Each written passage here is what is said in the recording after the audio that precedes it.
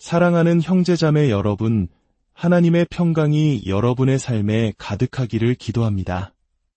본격적인 이야기에 앞서 주님의 은혜가 이 말씀을 듣는 모든 분들께 온전히 닿기를 소망하며 구독과 좋아요를 통해 이 귀한 가르침을 더 널리 전하는 축복의 통로가 되어주시길 부탁드립니다. 여러분의 작은 섬김이 누군가에게는 큰 위로와 힘이 될 수 있습니다. 우리가 하루를 살아가다 보면 때로는 거대하고 추악한 유혹과 정면으로 마주하게 될 때가 있습니다.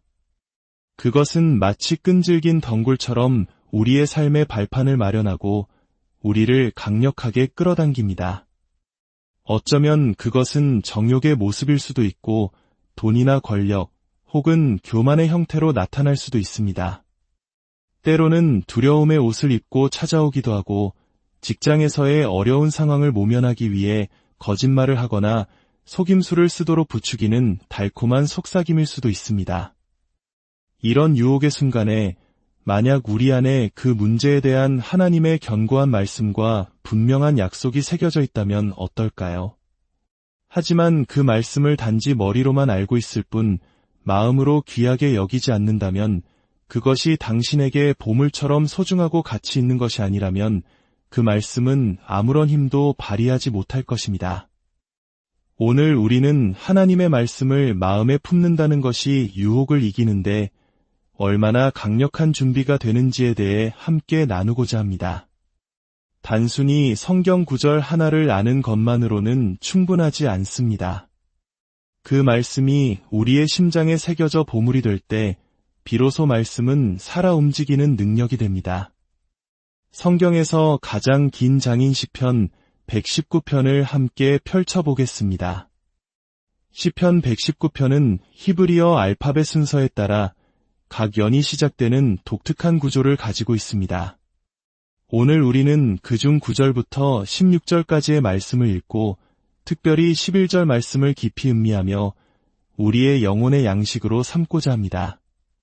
제가 시편 119편 9절부터 16절까지를 봉독하겠습니다. 귀를 기울여 들어주십시오. 청년이 무엇으로 그의 행실을 깨끗하게 하리이까 주의 말씀만 지킬 따름이니이다. 내가 전심으로 주를 찾았사오니 주의 계명에서 떠나지 말게 하소서. 내가 주께 범죄하지 아니하려 하여 주의 말씀을 내 마음에 두었나이다. 찬송을 받으실 주 여호와여 주의 율례들을 내게 가르치소서. 주의 입의 모든 규례들을 나의 입술로 선포하였으며 내가 모든 재물을 즐거워함 같이 주의 증거들의 도를 즐거워하였나이다. 내가 주의 법도들을 작은 소리로 읊조리며 주의 길들에 주의하며 주의 율례들을 즐거워하며 주의 말씀을 잊지 아니하리이다. 방금 읽은 14절 말씀을 다시 한번 깊이 묵상해 봅시다. 내가 모든 재물을 즐거워함 같이 주의 증거들의 도를 즐거워하였나이다. 이 고백이 오늘 우리의 고백이 되기를 간절히 기도합니다. 세상의 그 어떤 부유함보다 하나님의 말씀을 더 기뻐하고 즐거워하는 삶, 그것이 바로 축복받은 삶입니다. 이제 우리의 시선을 11절에 고정시켜 봅시다. 내가 주께 범죄하지 아니하려 하여 주의 말씀을 내 마음에 두었나이다. 이 짧은 구절은 우리 인생의 궁극적인 목적을 여는 열쇠와도 같습니다. 인생의 목표는 두 가지 방식으로 설명될 수 있습니다. 긍정적으로는 하나님을 영원토록 즐거워하며 그분께 영광을 돌리는 것입니다. 부정적으로는 죄를 짓지 않는 것입니다. 이 두 가지는 사실 같은 말입니다. 만약 우리가 하나님께 영광 돌리는 법을 배운다면 우리는 죄를 짓지 않는 법을 알게 될 것입니다. 반대로 우리가 죄를 짓지 않는 법을 배운다면 우리는 자연스럽게 하나님을 영화롭게 하는 삶을 살게 될 것입니다. 시편 기자는 죄로부터 우리를 지키는 비결이 바로 주의 말씀을 마음에 두는 것에 있다고 선포합니다. 이 구절을 세 부분으로 나누어 그 깊은 의미를 살펴보겠습니다. 첫째, 주의 말씀입니다. 여기서 말하는 주의 말씀이란 무엇일까요? 이것은 우리가 기도 중에 얻는 주관적인 감동이나 느낌을 의미하는 것이 아닙니다. 시편 기자가 말하는 주의 말씀은 우리 외부에 객관적으로 존재하는 기록된 하나님의 계시, 즉 성경을 의미합니다. 주변 구절들을 보면 주의 계명, 주의 율례, 주의 규례, 주의 증거, 주의 법도와 같은 단어들이 반복해서 사용됩니다. 이 모든 단어들은 모세오경을 비롯하여 기록된 하나님의 말씀을 가리킵니다. 오늘날 우리에게 주의 말씀은 바로 성경 66권 전체를 의미합니다.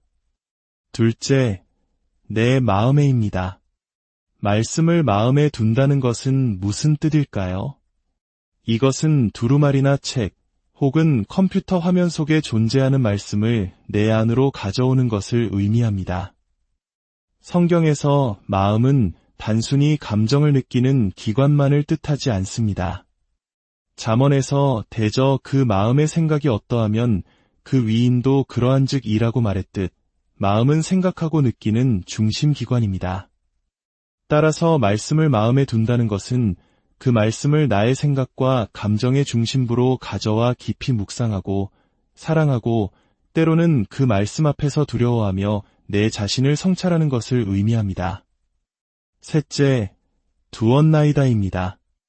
이 단어는 히브리어 원어로 볼 때 저장하다, 숨기다, 보관하다라는 의미를 가집니다. 마치 귀한 보물을 안전한 곳에 숨겨두는 것처럼 하나님의 말씀을 우리 마음이라는 금고에 안전하게 보관하는 행위를 묘사합니다. 옛날에는 은행이 없었기에 사람들이 자신의 보물을 땅에 묻거나 은밀한 곳에 숨겨두었습니다. 가치 없는 것을 숨기는 사람은 없습니다. 이처럼 말씀을 마음에 둔다는 것은 첫째로 말씀을 암송하여 내 안에 저장하는 것을 의미하고 둘째로 그 말씀을 세상 무엇보다 귀한 보물로 여기는 태도를 의미합니다. 결국 죄를 이기고 하나님께 영광 돌리는 삶을 살기 위해서는 이 두 가지가 모두 필요합니다. 말씀을 마음에 저장하는 것, 즉 암송하는 것과 그 말씀을 보물처럼 여기는 것, 즉 가치를 두는 것입니다. 만약 당신이 유혹과 싸우기 위한 강력한 말씀을 암송하고 있더라도 그 말씀의 가치를 깨닫지 못하고 보물처럼 여기지 않는다면 그 말씀은 위기의 순간에 아무런 힘이 되지 못할 것입니다. 반대로 당신이 하나님의 말씀을 지극히 사랑하고 소중히 여기지만 정작 유혹이 닥쳤을 때 떠올릴 수 있는 말씀 한 구절이 없다면 당신은 무엇으로 그 유혹의 밧줄을 끊어낼 수 있겠습니까? 마치 개미가 여름 내내 땀 흘려 겨울 양식을 준비하듯 우리도 평안할 때 부지런히 하나님의 말씀을 마음에 저장해야 합니다. 잠언 6장 8절은 먹을 것을 여름 동안에 예비하며 추수 때에 양식을 모으느니라 라고 말합니다. 왜냐하면 눈 덮인 추운 겨울에는 밖에서 양식을 구할 수 없기 때문입니다. 우리의 신앙생활도 마찬가지입니다. 아침 6시 30분 하나님과 뜨겁게 교제하며 영적인 여름을 누리다가도 1시간 뒤 직장에서는 차가운 눈보라가 몰아치는 영적 겨울을 맞이할 수 있습니다. 그때 당신의 책상 위에는 성경책이 펼쳐져 있지 않습니다. 그때 당신이 의지할 수 있는 것은 무엇입니까? 바로 당신의 마음 창고에 부지런히 쌓아둔 말씀입니다. 그 말씀을 꺼내 먹을 때 우리는 힘을 얻고 시련을 이겨낼 수 있습니다. 많은 분들이 이렇게 말합니다. 저는 나이가 많아서 암송이 힘듭니다. 암송은 어린 아이들이나 하는 것이지요. 정말 그럴까요? 제가 여러분께 한 가지 시험을 내보겠습니다. 만약 제가 여러분께 성경 한 구절을 외울 때마다 현금 100만 원을 드린다고 약속한다면 어떨까요? 일주일 동안 당신은 몇 구절이나 외울 수 있을까요? 아마 이 자리에 있는 모든 분들이 놀라운 암송 실력을 발휘할 것입니다. 새 컴퓨터를 사고 중고차를 사고 어쩌면 집을 살 수 있을 만큼 많은 구절을 외울 것입니다. 문제는 능력이 아니라 동기입니다. 우리의 마음이 어디에 있습니까? 하나님께서는 그분의 말씀이 금 곧 많은 순금보다 더 사모할 것이며 라고 말씀하십니다. 또한 주의 법을 지키는 자에게는 상이 크니이다 라고 약속하셨습니다. 그 상은 100만 원과는 비교할 수 없는 영원한 가치를 지닙니다. 문제는 우리가 그 약속을 현금 100만 원보다 더 신뢰하느냐는 것입니다. 이 질문은 우리의 믿음의 현주소를 적나라하게 보여줍니다. 우리가 말씀을 암송해야 하는 가장 중요한 이유, 그리고 그것이 단지 어린아이들만을 위한 것이 아니라는 가장 확실한 증거는 바로 우리 주 예수 그리스도께서 친히 말씀을 암송하셨다는 사실입니다. 예수님께서 광야에서 사탄에게 시험받으실 때를 기억해 보십시오. 그곳에는 도서관도 두루마리 성경도 없었습니다. 주님께서는 어떻게 사탄의 모든 시험을 물리치셨습니까? 마태복음 4장을 보면 예수님께서는 시험 받으실 때마다 기록되었으되라고 말씀하시며 당신의 마음속에 저장해둔 신명기 말씀을 정확하게 인용하여 사탄을 대적하셨습니다. 하나님의 아들이신 예수님께서도 말씀을 암송하여 마귀를 이기셨다면 연약한 우리가 말씀을 암송하는 것은 선택이 아니라 필수입니다. 우리가 예수님을 닮기 원한다면 우리도 그분처럼 말씀을 우리의 검으로 삼아 죄와 싸우고 사탄과 싸워야 합니다. 사랑하는 성도 여러분, 오늘부터 여러분의 마음 창고에 하나님의 말씀을 쌓는 일을 시작하십시오. 하루에 한 구절이라도 좋습니다. 그 말씀을 저장하고 보물처럼 귀하게 여기십시오. 그 말씀이 당신을 죄로부터 지키고 모든 유혹을 이기게 하며 하나님의 영광을 위해 살아가는 능력의 원천이 될 것입니다. 주님, 오늘 우리에게 주신 말씀을 마음에 깊이 새기게 하옵소서. 세상의 어떤 재물보다 주님의 말씀을 더 사랑하고 즐거워하게 하시고 부지런히 그 말씀을 우리 마음에 저장하여 모든 유혹과 죄악을 이기는 능력의 백성으로 살아가게 하옵소서. 이 말씀을 듣는 모든 심령 위에 주님의 크신 은혜와 평강이 넘치기를 우리 주 예수 그리스도의 이름으로 간절히 기도드립니다.